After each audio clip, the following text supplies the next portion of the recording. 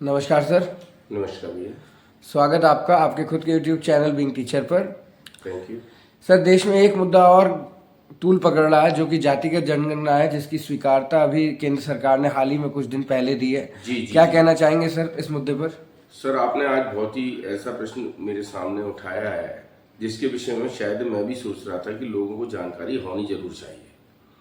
जाति जनगणना का जहाँ तक संबंध है, इसमें भी कोई शक नहीं है कि एक हिंदी के बहुत ही अच्छे पोइट हुए रैदास जी, उन्होंने कही है पहली बात तो जाति पात पूछे नहीं को, हरि को भजे सो हरि को हो। क्या बात है सर, क्या बात है सर, क्या बात, ये बात है। लेकिन वर्तमान में बड़े दुखद विषय के साथ में मैं कहना चाह रहा हूँ, हमारे यहाँ पे सत्तारूढ़ पार्टी है भारतीय जनता पार्टी, उसने हमेशा ही जातियों का और जाति गणना का विरोध किया है। आप इतिहास के पन्ने में जाकर देखिएगा, जातिगत गणना की तो बात छोड़िए, हिंदुस्तान में संविधान के रचयिता जो हमारे बाबा साहब अम्बेडकर हैं, जिन्होंने जाति से ऊपर उठकर देश के लिए, संविधान के लिए कार्य किया, उनकी इन्होंने जीते जी अर्थी निकाल दी थी। तुम्हें शर्म है? कुछ शर्म आया है? आप इतिहास के पन्नों में जाइएगा, हमारे एक बहुत ही समाजवादी चिंतक और मुझे लगता है हमारे लिए एक प्रेरणा के स्रोत कर्पूरी ठाकुर साहब की जब सरकार चल रही थी तो उन्होंने जातिगत गणना के विषय में एक बात कही थी कि भाई जातिगत गणना होनी चाहिए, जिसकी जितनी भागीदारी उसकी उतनी हिस्सेदारी। क्या गलत कह दिया उन्होंने, उनकी सरकार गिरा दी उन्होंने भारतीय जनता पार्टी वालों ने। हमारे मोदी जी हमेशा एक ही बात कहते हैं कि देश के अंदर जातियां तो 4 हैं, 3 हैं। कौन कौन सी जातियां बोलते हैं, फिर अपने को पिछड़ी जाति क्यों बोलते हैं? मुझे 1980-82 का एक संदर्भ याद आ रहा है, जब मंडल आयोग की एक रिपोर्ट आई थी, 4 से 4 पेज लंबी रिपोर्ट थी। उसमें उन्होंने कहा था, इस बात को स्पष्ट रूप से कहा था कि जो पिछड़ी जाति के लोग हैं, बहुत से ऐसी भी जातियां हैं पिछड़ी जातियों में जिनको चिन्हित नहीं किया गया। उन्होंने कहा था कि भाई इनको कम से कम 22% तो आरक्षण मिलना चाहिए। और यही कारण है कि हमारे पूर्व प्रधानमंत्री विश्वनाथ प्रताप सिंह जी की भी सरकार, इन लोगों ने, ये भारतीय जनता पार्टी के लोग जो जाति को बहुत महत्व देते हैं, जाति को यदि महत्व नहीं देते तो मंदिरों की सफाई नहीं कर पाते हमारे अनुसूचित भाई के पिछड़ी जाति के लोगों के जाने पर। बात तो सही है। प्रश्न इस बात का है कि भारतीय जनता पार्टी पहले अपने आप में जो जातिगत गणना का विरोध कर रही थी, अचानक क्यों आई? अरे इनके आप कार्टून देखिएगा, कार्टून बनाते हैं। उन्होंने धर्म नहीं पूछा, आतंकवादियों ने जाति नहीं पूछी, धर्म पूछा। क्यों? क्या जातियों से इतनी नफरत है आपको? जातिगत गणना क्यों नहीं होनी चाहिए? मैं माननीय राहुल गांधी जी का बहुत इस विषय में व्यक्तिगत रूप से धन्यवाद देना चाहूंगा। देखिए, पहली बात मैं आपको एक बात बताऊं, जो शिक्षक होने के नाते मेरे लिए जाति और धर्म महत्व नहीं रखते, लेकिन जब जातियों पर राजनीति की जाएगी तो एक शिक्षक होने के नाते शायद मुझे भी कुछ कहना आवश्यक है, क्योंकि कविता में आया है कि इतिहास ना तुमको माफ करेगा और पीढ़ियां करनी पर पछताएंगी और पूरब की लाली को भी एक दिन काले खुद जाएगी। इतना छोटा पहले कभी नहीं हुआ होगा। माननीय हमारे प्रधानमंत्री जी स्वयं कम से कम 10 बार इस बात को कह चुके मैं पिछड़ी जाति से हूं।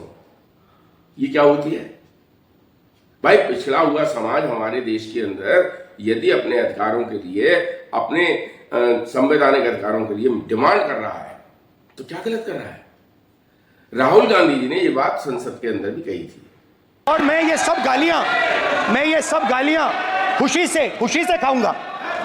मच्छी की आंख दिख रही है, जाति जनगणना हम करा के दिखाएंगे, खत्म। हम इसी सीट से आपसे कह रहे हैं कि हम एक दिन आपसे ही जाति गणना करवाएंगे।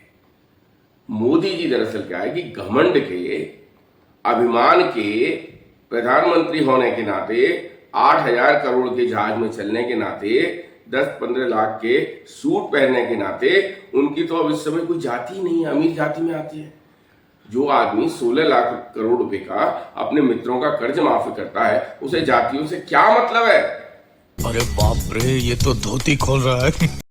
इसलिए जातिगत गणना हमारे देश की सच्चाई को उजागर करेगी और निश्चित रूप से आने वाले समय में हमारे देश की जो प्रगति है उसमें जातिगत गणना के आधार पर भागीदारी को सुनिश्चित करेगी और जातिगत गणना जरूर होनी चाहिए। ये मेरा स्ट्रॉन्ग बिलीव है और मैं निश्चित रूप से अपने भारत के प्रधानमंत्री से कहता हूँ, ईमानदारी से जाति गणना कराई जाए।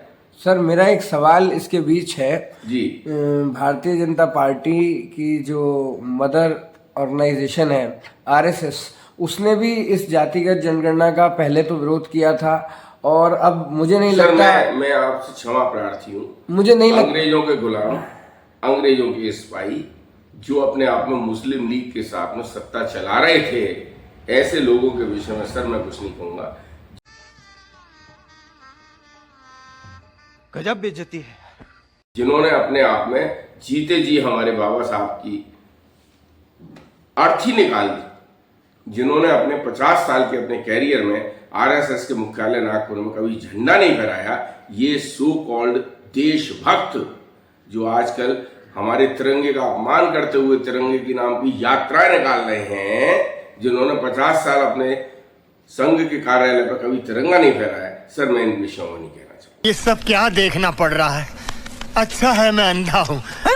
मुझे ये मालूम है कि इस समय हिंदुस्तान की स्थिति, हमारे मुल्क की स्थिति एक सेंटेंस में खत्म कर रहा हूं, the nation is in wrong hand.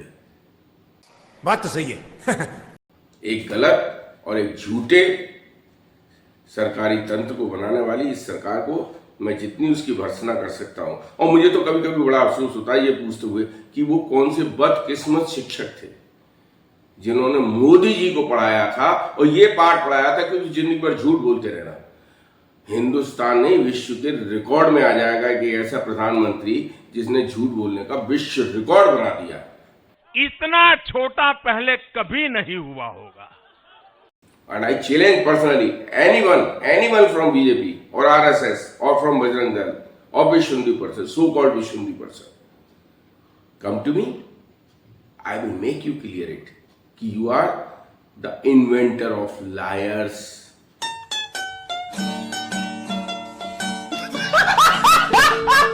BJP means बेहद झूठी पार्टी, और अब तो मुझे लगता है बेहद जलील party.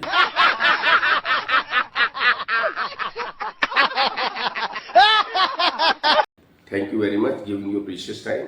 I will speak to you again sir. और मैं पुनः अपने दर्शकों से कहना चाहता हूँ, देखिए हमारी बातें यदि आपको सही लगती है, देश को हिंदू मुस्लिम के ऊपर बांटने वाली, देश को जातियों के नाम पर बंटवारा करने वाली और जातिगत गणना न करने की विरोधी वो सतत पार्टी हमारी जो बेहद झूठी पार्टी, बेहद जलील पार्टी, मर्यादा रखिए, थोड़ी मर्यादा रखिए, उसको सपोर्ट देना बंद करिए।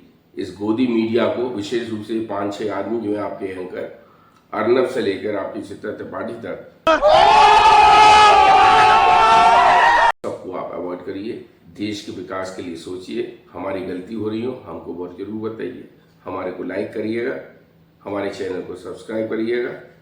Thank you very much. जय हिंद, जय भारत।